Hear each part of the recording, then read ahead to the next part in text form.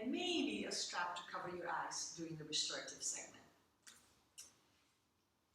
We're going to be playing with a home practice. How to build a home practice. What are the essential ingredients that go into that? So it'll be special, very special. Some of us have been practicing at home for quite some time, and it's always great to receive a different perspective, right? And some of us are just beginning to explore the possibility of doing that. So in either case, oh, wonderful. I will take my blanket and fold it up an additional time so that it looks like so it's nice and high enough so that I can rest my hips down while having my knees come below the hips. So I can sit in this fashion, whatever is most comfortable for you. The really important thing is that your back is not rounding, is not inflection, that your back is nice and long so the spine can feed the process. And we're only going to be here for just a little bit. Today we're going to be doing an invocation to Lord Shiva. And this invocation is about restoring, healing, rejuvenating, nourishing ourselves in the world. Trayambakam yajamahe sugandim pushtivardhanam urvarukamiva bandhanam mricho mukshiyamamritat. Om Trayambakam yajamahe sugandim pushtivardhanam urvarukamiva bandhanam mricho mukshiyamamritat. Om Shanti, Shanti, Shanti, Om peace, peace, peace.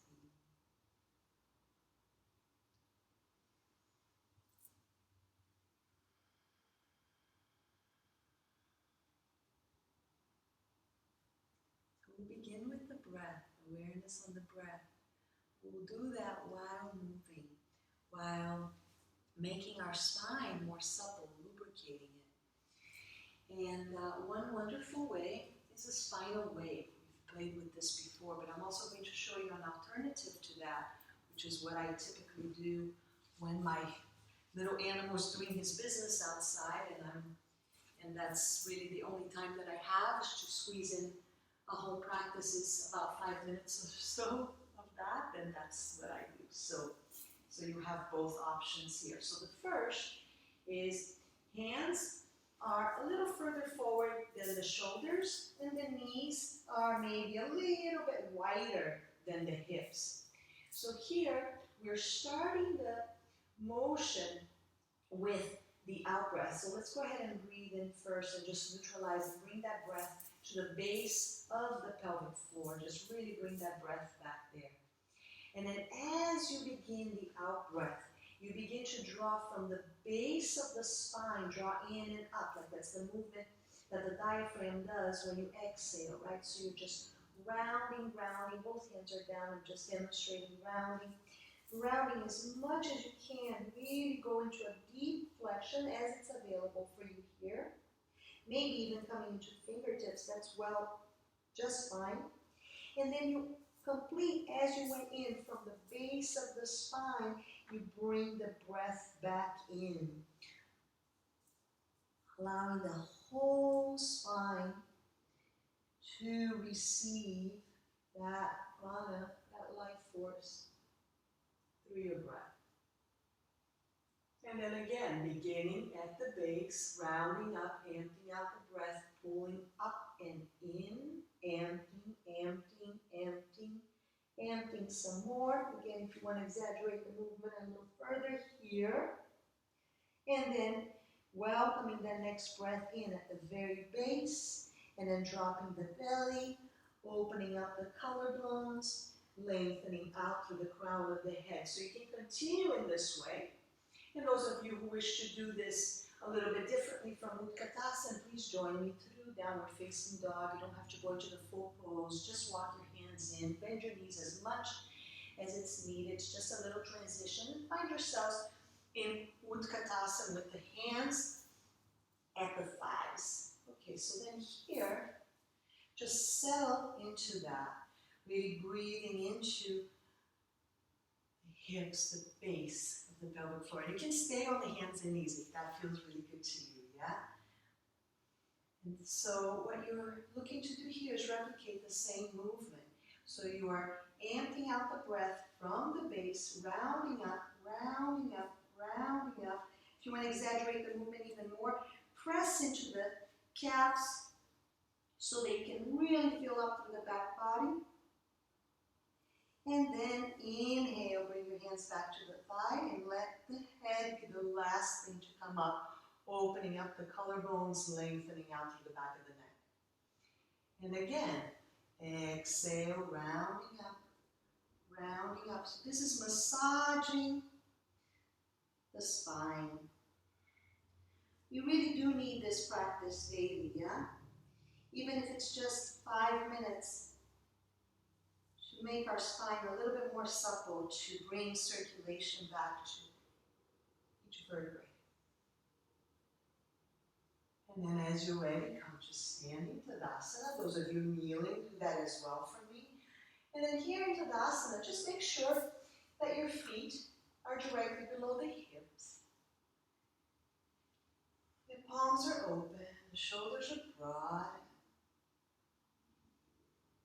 There's a lift through the crown of the head while you continue to root down. And you're really rooting down through if you can locate the fronts of your heels, that's when you want to root the most. The calcaneum bone, the ankle bone is very strong. If you go to the front of the heel, then you're stacked up in a lovely way to free you up more. And then from here, the thighs engage. The shoulders broaden. That's where we're going next. We're going to send those shoulders back to where they belong. Yeah? And then there's a toning of the pelvic floor and there's a lift through the abdominal wall. So there's really a lot going on here. We could go on and on and on with refinements. But just these basic things. Remembering to go more towards the front of the calcaneus, the front of the heels, keeping the toes soft, lifting up to the thighs, and then engaging up through the abdomen, then broadening the shoulders, keeping the back of the neck nice and long. And this could be a meditative pose, and you can continue with your breath work just here, provided you have more time. Yeah?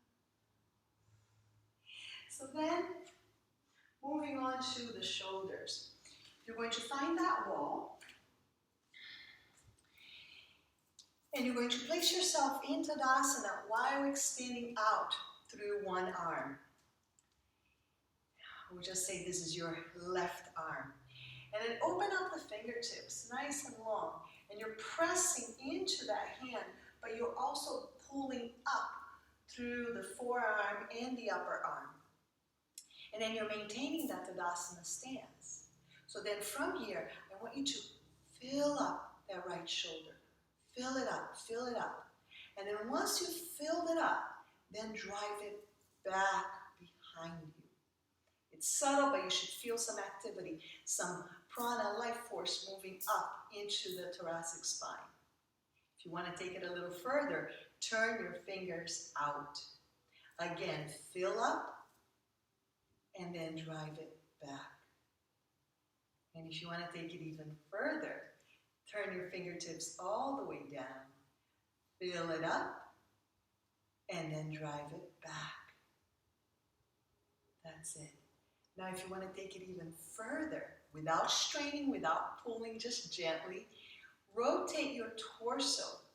So you're maintaining that Tadasana away from the arms. So you're not yanking there, right? It's that fullness and that intention of driving it back. Like that. And then go ahead and release. And just notice the effects of what you just did. Notice the opening. And we'll do the same thing on the second side. So you're pressing the hand onto the wall, while also bringing the forearm up towards the shoulder. And the body is in Tadasana. So you're really supported here. You're not collapsing onto your back, you're not gripping with your toes, you're just relaxed. And you're welcoming that fullness of the shoulder and then rotating it back. And maybe if you want, you turn your fingertips out, filling up the shoulder and then driving it back. And if you want to go even deeper, fill up the shoulder with your fingertips pointing down. Make sure that you're not yanking on anything. You're pressing firmly, yes, but you're also pulling. And then driving it back. And then, of course, if you want to take it a little further, then you begin to rotate the torso, maintaining that Tadasana away. And in the moment that you feel that pulling and tightening, then just come back in. Yeah? So you're filling up and driving the shoulder back. So this multi-joint is often out of place, right? We're often curving forward in life.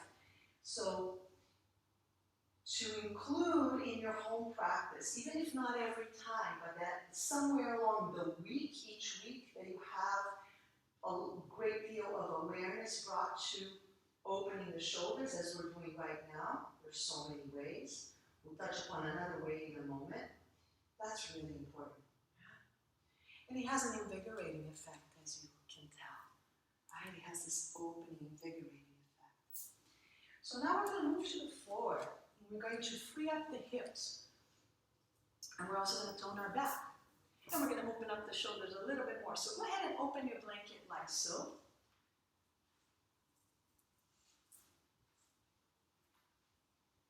And then come into a prone position, lying down, with your forearms on the ground. I prefer that the forearms be on the mat or the ground as opposed to the blanket, if that's available to you. And then here, we're going to first connect with the back body. So in order to tone the back body, we want to engage the legs first. So bend the left leg. Pretend you have a tray, so look at the foot, pretend you have a tray on that foot, and it has some really special stuff there that you don't want to shatter or spill. And then from here, lift that tray up. So you notice that if you go like this, which is a tendency, then the tray is going to spill. So you really have to lift from the inner groin. Really lift from the inner groin. Keep lifting, keep lifting. Notice the movement is very small, but deliberate. And then from there, re-straighten the leg, stretching it back, but keep that inner groin active, the inner hamstring in particular lifting up. And then let's do the same thing with the second side. Lift up, place that tray, lift up from the inner thigh, keep lifting, keep lifting. Once you find that engagement in the hamstring, the back of the leg, especially the inner groin, then re-straighten the leg and send it back. Now here, take your forearms to support a lift from the base of the pelvic floor, from the abdominal wall straight ahead. Use that support.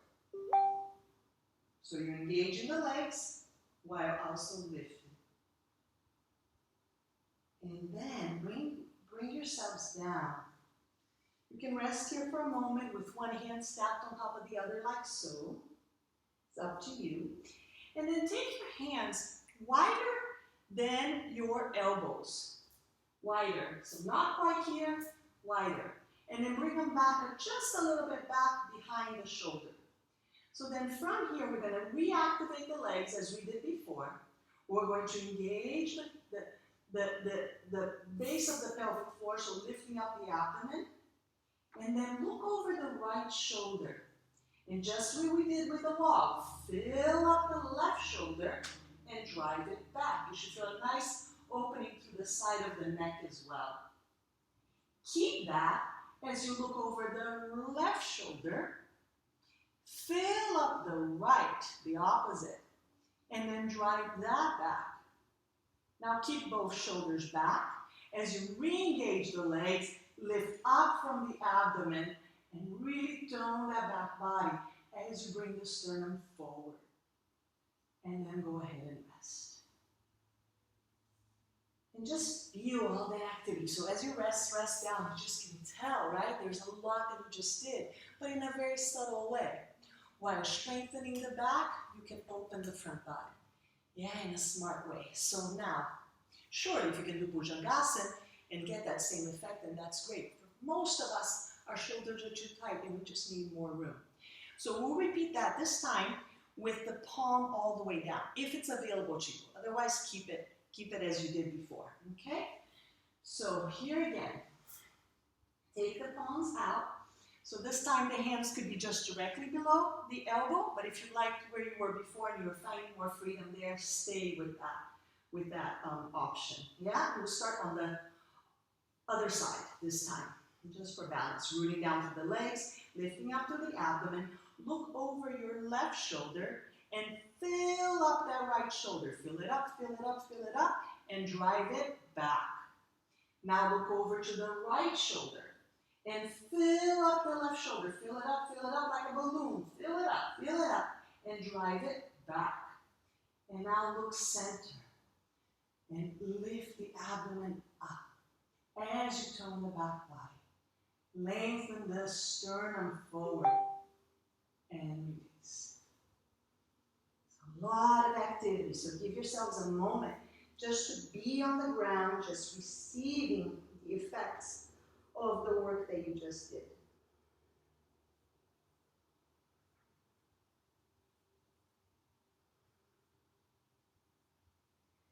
From here, some of us will come into our hands and knees. And some of us will take downward facing dog. Those of you who are choosing the hands and knees, so that it's a little bit more gentle on the body, take your yoga mat and fold it up like so. So I'm going to have you take your knees wider than the mat, and you want a little cushion for that. And those of you in downward facing dog, take your time. Bend your legs at first, really lift up to the hips. You know what to do, yeah? You are decompressing your spine, you're lengthening the front of the torso. And with each in-breath, lift up to the hips. So this is the option for those of us who are staying on our knees, yes? So we are breathing into that pelvic floor, really broadening through there. And then lengthening out the front body, lengthening out as we stretch, and maybe even pull the arm in slightly to take us further. You can continue in this way. And those of you who are in downward facing dog will shift forward towards plank.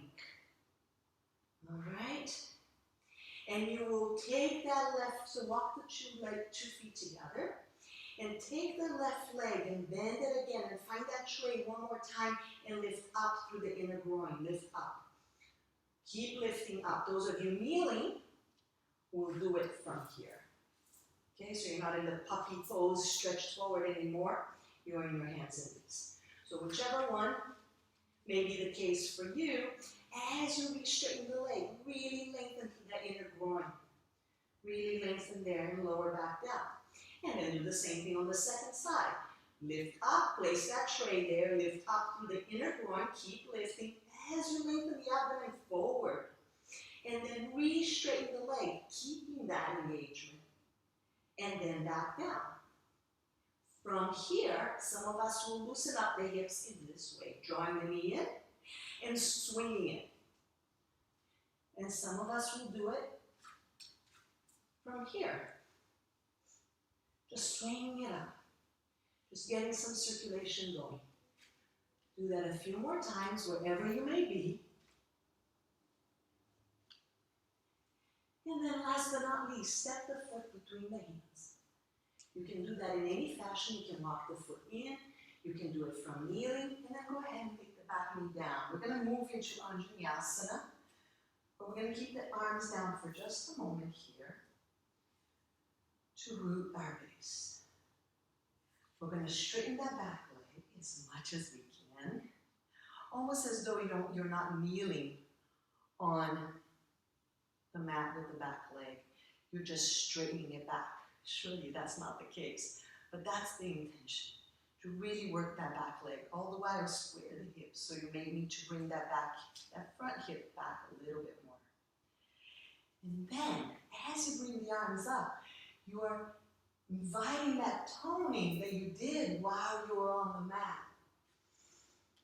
That toning where you can lift up through the front body without jamming down the back body.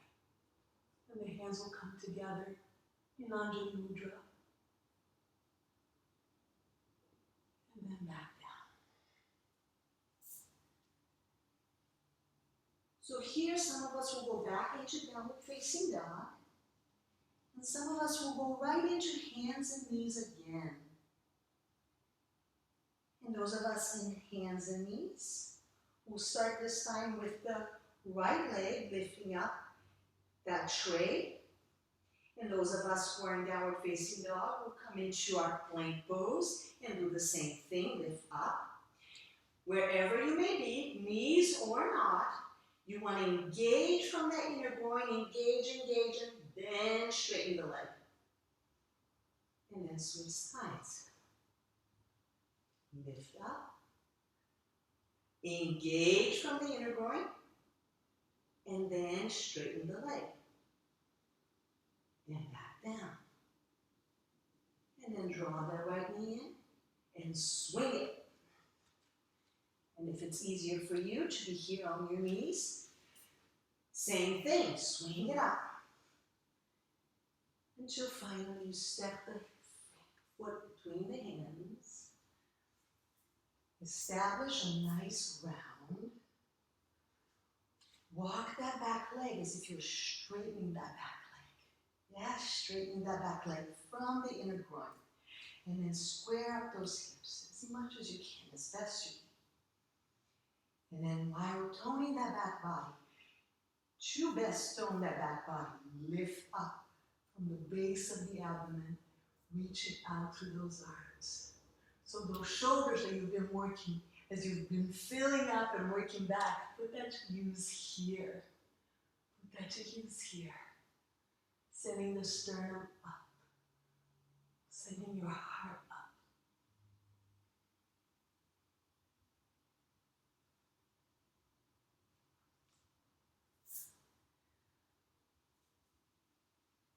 And then this time, we'll all meet together in downward facing dog. So either dog pose, like so, or the puppy version, like so. But wherever we are, we're going to decompress the spine, head below the heart. Notice that this is an inversion, as is this. And inversion is where we're going next. So together, let's walk the hands towards the feet, bending the legs as much as it's needed to accomplish that. Take your time, rooting down through the heels, the fronts of the heels, lifting up through the thighs as you do in Tadasana, and lengthening the abdomen, but this time moving in the opposite direction. You're still lengthening, well, exactly moving in the same direction. Lengthening the low abdomen towards the sternum, creating more space there. And then breathing into the pelvic floor, really lifting up to those sit bones. The head dangles, yeah? So surely you bend the legs as much as you need to be here. Perhaps you have a chair to support you, depending on where you are. And then coming back through Utkatasana, let's all do this together this time. Chair pose. Lengthen the arms back. Fill up those shoulders, drive them back to then come into Tadasana, your mountain pose. Take a moment here to notice what that feels like. I'm going to invite some of you to go into handstand, those of you who are comfortable and familiar with that pose. And those of you who are not, but like the thought of it, then I'm going to invite you, guide you through another pose that will give you the elements that recreate that shape, but in a safe and a more modest way. But I want you to feel Tadasana here. And then notice what it feels like after you do all that. And those of you who heard all of this and have no interest in it, not to worry. We have a restorative yoga dedicated for an inversion that is much more mild, gentle, and kind. So on that note, those of you who are shifting to the restorative segment, namaste. I'll see you in the other video. And those of you who are coming into the variation of handstand that is a little bit more supported, then you will slide your yoga mat here to the wall and place your knees, so come into hands and knees so that your feet is right against the wall, okay? And then from here, you don't need this blanket, so let me not confuse you with that. You don't need that right now. So from here, you're going to come into a very narrow dog. Very narrow dog, okay? Now, once you're here, I invite you to really press into the hands. Really press like we did at the wall and lift up through your upper arms, through your forearms and your upper arms. Now, once you have that going, really release the spine. Yeah, decompress the spine. And engage those legs with all of your might. You're really going to need strong legs here. But you're going to need committed arms as well, so don't let the elbows bend. Really push through the arms. Now, check it out. Pay attention. You're going to bend the left leg. You see how the knee is in alignment with the other knee? You don't quite want it to be here, but you don't want it to be here either. So it's something in between the two. Flex that back foot, and now push with that foot. Push, push, push until you bring the other foot up as well. Now, this level will give you a sense of how your arms need to be, where your spine needs to be in order to go into your handstand. And if you want to take it a little bit further into that feeling, then you can just go for the full pose with a little handstand, a little tripod stand, yeah? A little tripod for your handstand. And then you can switch the tripod to the other side. A kickstand, I should say. A kickstand for handstand. Doesn't that sound great? And so check it out. Stay down for a moment. Don't come up too quickly. You've been up for a while. You really want to let yourself settle into this. So the way to come up is to bend your legs again. And then to lengthen your head out to neutral. Take your time there. Just take your time there, lengthening, stabilizing. And then coming up. All right, so you get to do that again and again, as you wish. And then when you're ready, we're going to move on to our restorative, which will be Viparita Karani. So moving on to